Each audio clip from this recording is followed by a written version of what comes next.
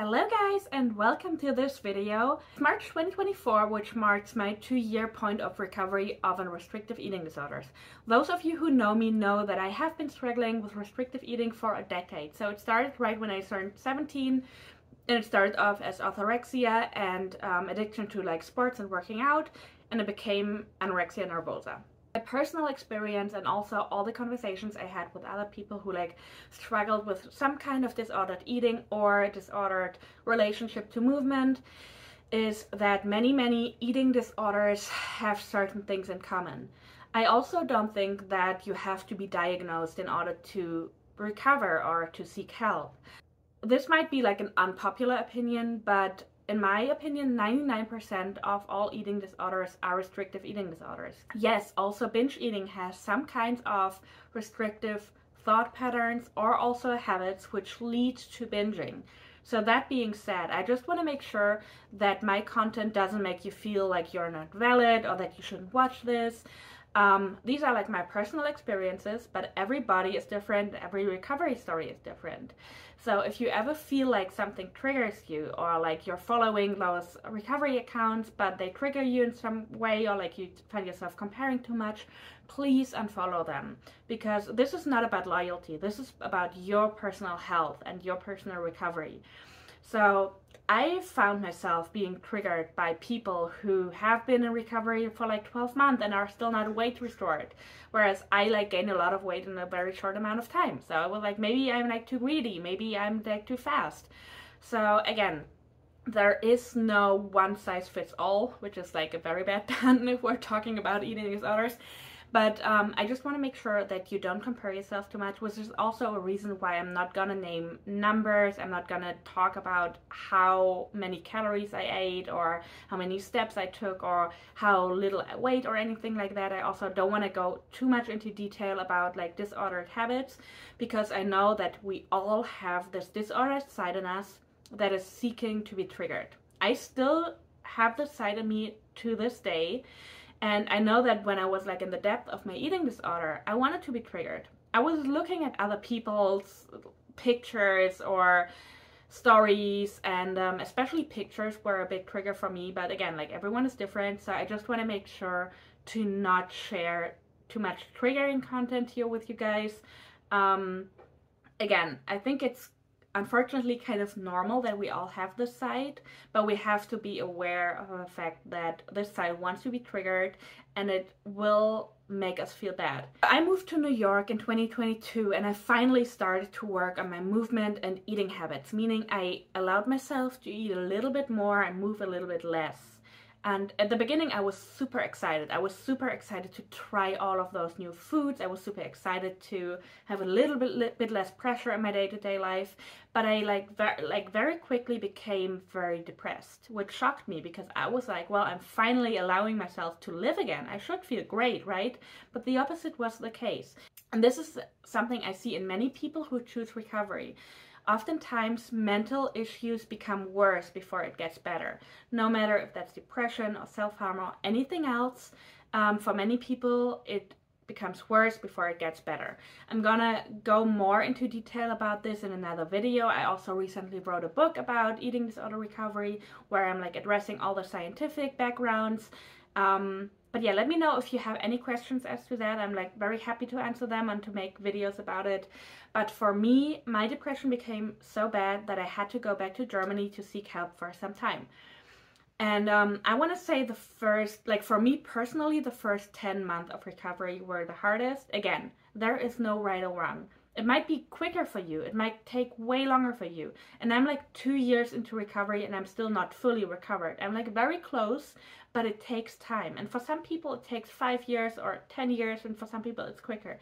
And I understand that it can be very frustrating. Like for me, it was like, why do I have to work years and years and being like unhappy with myself for like a certain amount of time? Like, what for? But I was also always like very convinced that full recovery is possible. I hated it when people told me, well, you will always have an eating disorder. You will always struggle with your day-to-day life. You will always struggle to eat, because I was like, well, what am I doing it for then? That was like my personal motivation actually. And I talk to people who have been fully recovered. I talk to so many people, and I know that it is possible. It's also like very possible from a neurological point of view. Again, I'm going to make another video about that, but this was like my personal motivation. It can be different for you, and it might be that you're saying, well, I just want to be able to do this and that again. It's your personal choice, but please don't hold yourself little. Please allow yourself to believe in the fact that recovery is also possible for you. To quote Amalia Lee, you are not a unicorn. It doesn't matter if you have been struggling for 2 weeks or for 20 years or even more. Recovery is possible, and you are not the exception. So I want to start to address some physical discomfort that I suffered from for a very long time. I had very bad water retention, which is something many people struggle when they start eating more. Water retention oftentimes shows up in your legs, in your feet. For me, it was actually in my whole body. Like my face was swollen. I couldn't feel my hands because the water would press on my nerves. So my hands were actually numb. And many doctors dismissed it. Like I had to go to a certain doctor for like 8 weeks to convince him to like make a test that showed that the water was pressing on my nerves. And he didn't believe me. He was like, there's no such thing. And I was like, yes, there is. So this is something else I wanted to address. Doctors oftentimes don't know everything. Same thing with my thyroid. For 6 weeks straight, I had to convince my doctor to please test my thyroid hormones. They tested my T3 and T4, and it was like kind of normal. So they said there is no way that your TSH is like out of whack. Well, turned out it was out of whack, and I had to take, or I still have to take thyroid medication. But if I wouldn't been like on point and would have gotten to the doctor every single day and being like, please test it, please believe me, I'm gonna pay for it, they probably wouldn't have checked it until this day. So in another video, I'm gonna like make an overview and address things that I personally think are very important to check, even if your doctor tells you they are not. I know that it's not that easy. I know that not everyone has health insurance. I know that it's not easy to like find a good doctor. If you can, please try to find an MD that takes you seriously. Again, I know that this is like very privileged, that it's not like possible for everyone. But again, I personally think that this has a big impact and can help you a lot in your recovery. I'm not saying it is not possible without a good MD, but I just want to make sure that you have people around you who take you seriously and to like validate your feelings and also like validate your relationship to your body, because even though you have been out of touch with your body for such a long time, you are still the only person who can feel what's going on. Water retention happens for several reasons. The biggest reason is that many people who come from a lower weight, like lower than their personal set point, doesn't matter the BMI scale, but when they come from a lower weight or from like restrictive eating habits and they start eating more carbs, the body's gonna hold back water because the carbs gonna hold back the water in your body. This doesn't mean that you should stop eating carbs. Please don't. I had doctors telling me to like concentrate on protein, and it was like, amazing. That's a great tip for somebody who's just trying to recover from a restrictive eating disorder. So as hard as it is, please don't start cutting out carbs again, because at some point your body has to go through it anyway. So why don't do it now and, you know, get it done? For me, the water retention was like very severe. I read so many books and articles about it, and all those articles said, yeah, your body's gonna like hold back water for like 3 to 6 weeks. Well, I still have water retention up to this day. It's like way less than it was, but like it was very, very bad for me for at least 10 months, if not more. So when I read the 3 to 6 weeks range, I was like, okay, am I doing something wrong? Am I eating too much? Am I going too fast? All these kind of things. Again, everybody is different, and my body apparently had to do a lot of repairing, and it still does. So holding back the water also allowed my body to repair more.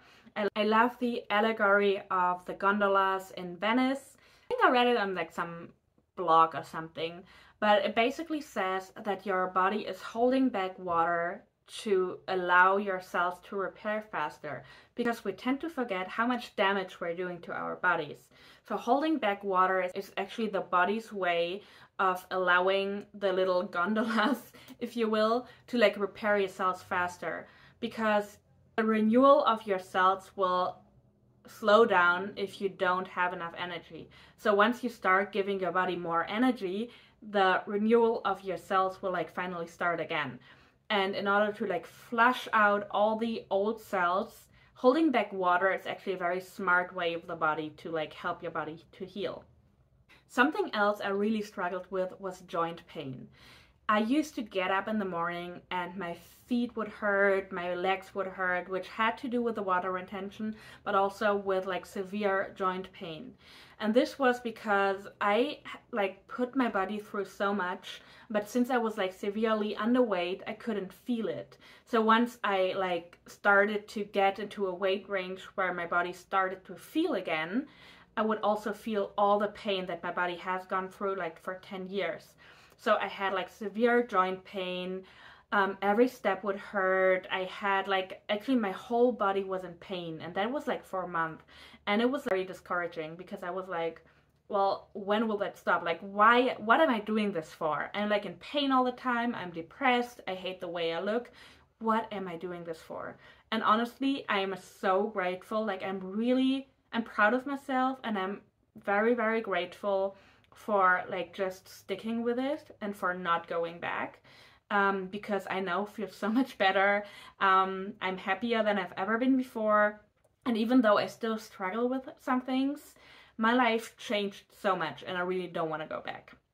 Gaining weight very quickly was also something I struggled with for a very long time, because I felt like maybe I'm too greedy, maybe I'm like discovering like some other kind of eating disorder now, maybe I'm a binge eater now. I mean, I was very aware of like extreme hunger. I like to call it healing hunger, but I still like gaslit myself very much. I also struggled with the fact that people would not see me as a sick person anymore. I know that that might be different for other people, but over the years in my very restrictive eating disorder, I started to identify as the sick person, and I was used to being seen as the sick person. And now that I started to gain weight, when I started to get to know new people, they didn't know about my struggles anymore, and I was still struggling, but I didn't know how to communicate my struggles verbally, which I now learned. But back then it was like very hard for me. I also struggled with the fact that people who knew me would comment on my body and would say some things like, oh, I'm so glad you're doing better, oh, you gained weight. Like, they pointed out what was very clear to me, but I still didn't want to talk about it. I also had some people saying very rude things about me and very rude things about the way my body changed, which was like very hurtful. And during that time, I really had to learn to set boundaries, because I understood that my body is my body. I'm allowed to say stop, that I'm allowed to say, hey, this is hurtful. You don't have to comment on my body. Just because you know of my struggles doesn't mean you're allowed to comment on my body. Again, this is like something that many people struggle with. I feel like many people who have some kind of eating disorder might also struggle with like setting boundaries. For me, it was like a very good exercise, but it was hard. I mentioned before that I put on weight very quickly, which was terrifying for me. Before I had my eating disorder, I was always like a very slim person. I ate bunches of calories. Like, back then I didn't even know what a calorie was. I didn't care, but I ate a lot. I always identified as the person who could eat as much as she wanted to and was like very skinny. But I was also like 16 years old before my eating disorder came into my life. So I had to constantly remind myself that I'm like a 27-year-old woman now, that I'm not 16 years old anymore, and that the body I had back then is not the body of a grown-up woman. I also had to constantly remind myself that everything that my body is doing right now, he's doing in his own favor. So if I need to put on more weight for whatever amount of time, if it's forever or if it will, you know, go away again, my body is doing it to heal. And in the recovery places, we talk a lot about overshoot weight. Overshoot weight is basically extending your personal set point weight by X amount of pounds. Some people put on like 5% of their set point weight. Some people put on way, way more. For me, it was and still is way more. And I really struggled with that because, again, I saw all those recovery accounts online of those still like super skinny women who are like, oh, I struggle so much with my figure. And I really don't want to invalidate them. I totally get it. I totally get it. But I felt like, oh, I'm the only person who like broke her metabolism and now I have to live in this body forever. And honestly, if I have to live in this body forever, it's fine. I live in a healthy body now. I know that there are people who find me attractive. I still struggle with it, yes, but I rather live in my body forever than going back to the sick me that I was 2 years ago. Those of you who are familiar with the Minnesota starvation experiment know that many people put on a lot more weight for some amount of time after like dieting or restrictive eating, which is first of all because your metabolism increases slightly again. So if you're under eating, your body will slow down its metabolism in order to keep you alive, which is why so many women lose their period when they under eat, which is why we're feeling cold, which is why people get osteoporosis, all these kind of things.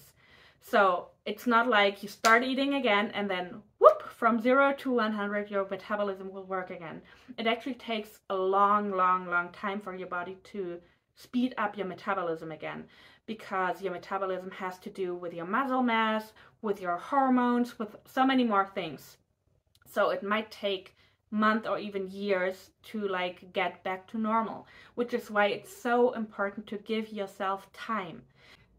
Some people refer to overshoot weight as to like baby fat, you know how like those little chubby babies always have like a little bit more fat, which gives them the energy to grow. I kind of like this analogy. I know that some people don't, but for me it was always like, okay, so my body is like basically saving up energy in order to heal. This research right here also shows that the recovery of your fat mass is quicker than the recovery of your fat-free mass, meaning that when we're starting to gain weight again, we will gain fat way quicker because fat is like the #1 storage of energy. So our bodies are actually very smart. And to build muscle again, which like burns more calories again and which like has a higher metabolism rate, would be like the silliest thing when you're just coming out of scarcity. So instead of like building muscle right again, your body just wants to store fat if there, like just in case if there's like another scarcity period. We're all like evolutionary beings.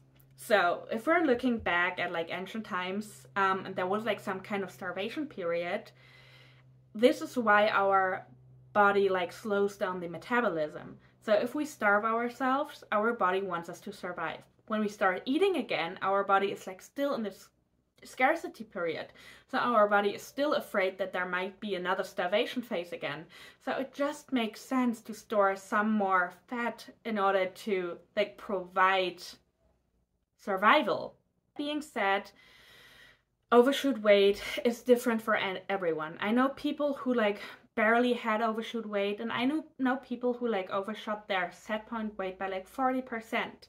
And I know that it is scary. It's like actually the most scary thing for so many people, because the least thing we want to deal with is like more weight gain than we quote unquote have to, which is why I think we should not weigh ourselves at all. I don't have a scale at home. I don't weigh myself. There were like some occasions where I had to step on a scale at the doctor's, and I made it very clear that I really don't want to know my weight, because in the end you're just gonna panic. You don't know if it's water retention, if it's fat, if it's muscle, and honestly it doesn't matter, because again, your body is so much smarter than you think. And if your body needs to store more fat to heal your organs, to heal your bones, to heal all the damage that had happened, then so it is.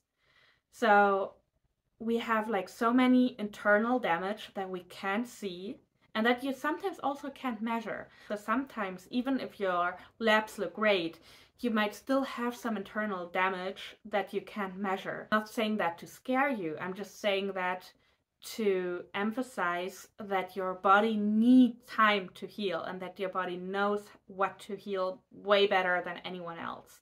Something else many people struggle with is the weight distribution. Many bodies hold back more fat and weight in their stomach area and their like belly area, which is because we have like so many important organs there. Women have their reproduction organs there. We have our uterus. We have, you know, basically like all the important organs are in our upper body, which is why it just makes sense to like store more fat there, because our body wants to protect us. Again, our body is not working against us. It is working for us and for our survival. So holding back more fat, especially like in the lower belly, but also like in your, you know, in your stomach area, is the body's way to make sure your organs gonna survive. On the other hand, when I read that, I was like, well, my body is like storing fat everywhere. I'm like I read so many articles about people saying, well, I still have like super skinny arms and super skinny legs, but my my belly area is like holding back way more fat. And I was like, well, I'm having fat everywhere, which is fine. Again, my body is different than other bodies.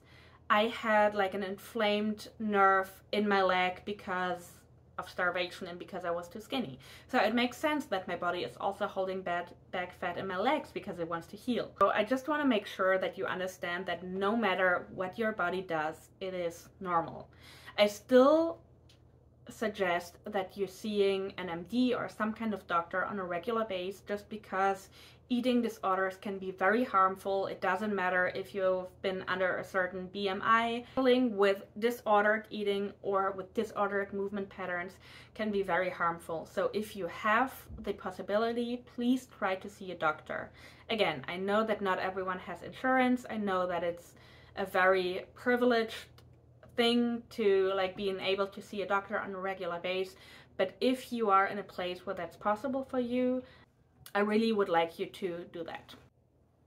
Something else that I struggled with for a very long time was the missing high. When I say the missing high, I mean the feeling that I had when I met a certain amount of steps a day, or when I saw my weight being below a certain number on the scale. Like all those disordered habits and thoughts that give you like a short time high. I know that it's like different things for everyone. It may vary by like eating disorder, and the missing high will be something that you have to work yourself through when you're in recovery. Because for me, it took a long time to like rediscover myself and to rediscover things that give me this like natural high in a healthy way. So instead of having like short-term highs that I had to work for every day and that were not healthy at all, I now have real highs in life, and I now have real feelings, which I had to rediscover. I read this quote once, and it says, short-term discomfort for long-term comfort, which actually is pretty accurate. Even though short-term might mean 2 years or 3 years or 10 months or however long it takes, it'll still be better than suffering from an eating disorder for your whole life. So for me, I actually wrote down all those motivational quotes and sayings and everything that like helped me. I wrote down, you are not a unicorn, meaning you are not the exception. You are not the person who won't recover. I wrote down scientific facts, which led me to the fact that I wrote a book about it now. I wrote down short-term discomfort for long-term comfort. I wrote down all those quotes. If you want me to like publish some more, let me know. But whatever helps you, write it down, look at it every day, because motivation comes and goes. You have to be continuously working on it. You have to make a pact with yourself that you will work on your recovery even on days where your motivation is not there. Speaking of rediscovering emotions, I was very sick. I barely cried. Like, I just was so out of touch with myself and with my emotions that I had a hard time crying. I like felt depressed. I felt tired. I felt those quote-unquote negative emotions, but it was still like very numb. So when I started recovery, all those emotions came up, and I'm not gonna lie, most of the emotions were very negative at the beginning. it took some time until I like discovered happiness and freedom and all those like positive emotions again, which gave me a super big push to like continue going on my recovery journey. But in the beginning, most of the emotions that came up were negative. And I was like overwhelmed by them because it was like a big wave rolling over me that I like tried to avoid for so many years, but that I had to go through. I had to go through all the negative emotions to finally discover positive emotions again. I also want to address things like exercise and calorie tracking. I know that some people swear on getting on a meal plan when it comes to recovery, which might be helpful. For me, it was not, because again, I was going through healing hunger, so going on a meal plan might have been more restrictive to me than anything else. Because the thing is, when we're in recovery and we're on a meal plan, the meal plan is the minimum. The meal plan is the minimum that we have to meet. But for many, many people, even though they know the meal plan should be the minimum, it'll be the maximum. They will have a hard time to eat something that's not on their meal plan, which is just like the psychology of the eating disorder. So if it helps you to like meet your minimum, I would say start with going on a meal plan just in order to like make sure that you're eating enough, but don't fool yourself, because many people say, oh yeah, I'm on a meal plan because it helps me, but in the end, it's actually like some kind of control and tracking again. I also never thought that I would be able to look at food and not have numbers in my head. And I was like very, very, oh hi. And I was like very extreme. I knew the calories to all the foods, well, except for meat and fish because I'm a vegetarian, but like I knew the calories to everything, to every single fruit, to every single meal, to every single vegetable. So yeah, it was like very extreme for me, and I never thought that I could unlearn that. And I like recently thought about it, and I was like, oh, remember when you knew all the calories? And like some of them like came into my mind, and I was like, oh, that's interesting.